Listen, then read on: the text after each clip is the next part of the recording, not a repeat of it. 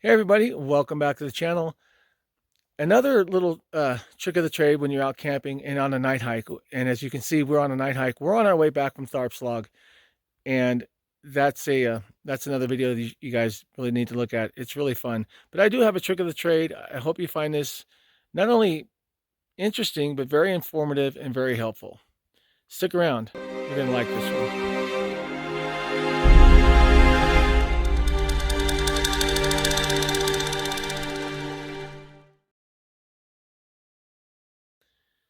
Okay, so now that we're beyond dusk and it's very dark, you can see that I have my dear friend Clinton, using a flashlight. We do carry LEDs. They last longer. They're brighter than your standard halogen. And we do have adjustable lenses. So if he wants to spotlight me, go ahead. You'll see the square on my face. Pull the bezel forward. Now, I'm going to show it to you on the ground. You can see it's just a square. Now, if he lights me up and goes to a floodlight, he can light me up, and there you go. A trick of the trade. Go ahead and kill the light. Now, what you're seeing is basically what I'm seeing. That white light is extremely bright. Okay, so I'm gonna I've got my light on, and I'm gonna show you a little trick for night hikes. This is my LED, and I can do the same thing. If I move the bezel, I can pinpoint it to a spotlight. And obviously, they're very focused. But getting your eyes to adjust from this to this can take a while. So the best thing you can do is get a light like this. It is red. You can either purchase a light that's red, or you can purchase one like I have, which has your white, blue, night vision green, which is also easier on the eyes and a little bit brighter than the red, and red. The reason you want to use a red light, can you light me up, Clinton? Is because our eyes,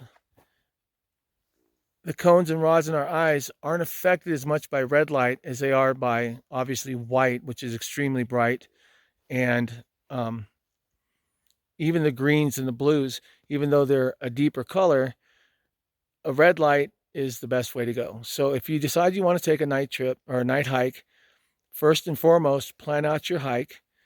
There is a spot in the ground that we marked in case we get thrown off track, and we're going to go back the same way we came. And I'll show you that before I actually conclude this video, because it's not very well marked, and there's so much growth this year that the trailhead signs are almost, you would have to dig through the plants to find them. I want to show you one more little trick, and then we will get to the end of the video. But again, red light at night will save your sight. I'll be right back. All right, so we hiked the Crescent Meadow. We took a night hike to Tharp's Log, which is really awesome. You can check that out in a previous video. But we're on our way back, and the trailhead signs are pretty much buried in the fern. So we are now at a fork in the trail. And what I did, and what I was taught to do by my dad, who was a Marine, was, well, you know what? I'll just show it to you. Turn the light off. Now, again, we'd already discussed using a red light because it doesn't affect your night vision, but we're going to flip this over to white. So as you can see, when we came to the head of this trail, and there's the sign you can see in the background. We didn't see it obviously because we were coming up. Let me give you a different perspective. This is what we saw when we got to the split on the trail. So what we did is we marked an arrow in the ground, we knew there wouldn't be anybody out here. So now we know that we can either go down this trail, which is the shortest way to get to the parking lot or the trailhead for the Crescent Meadow Trail, or we can go back the way we came, which is a little bit longer. Since we've already been up that way, we're going to go this way. And again, because it is so bright outside, we have our night vision and we have our red. That way our eyes adjust. So light me up, Clinton. We got the SOS, we got the strobe. Anyway, so you can hear the echo. There is nobody out here. It is absolutely awesome. You can see my red light in the background. But that's another little trick of the trade you can use if you're on flat trails and you know you're not going too far, but you're not sure, is to leave a marking in the ground. I prefer to actually use my foot and leave an indentation in the dirt, only because if I lay sticks down, somebody, and unfortunately it happens, would pick the sticks up and maybe turn them into a different direction or what have you. Of course, there's always a chance that they may actually erase the arrows, but at this time of night, it's about 10:30. And the temperatures dropped rapidly.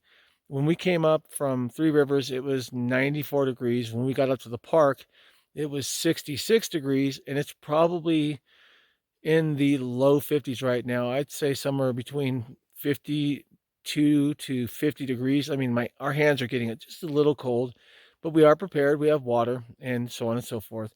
But anyway, just a little trick of the trade, again, is to leave a mark on the ground to help guide you to where you came from. And a lot of people will just keep walking. And if you're a genuine hiker, then you're not going to mess with that because you understand that somebody put that there for a reason. So anyway, with that being said, be safe, be professional, keep it real. When you pack it in, pack it out. Enjoy these national parks for what they truly are. Stay on marked trails and just enjoy the beauty of what nature has given us. So, with that being said, remember, hit that subscribe button, click that thumbs up. Keep these videos available for our future generations. Always stay on the marked path. Don't leave a footprint in the park. Let the park leave a footprint in your heart. Thank you very much for watching.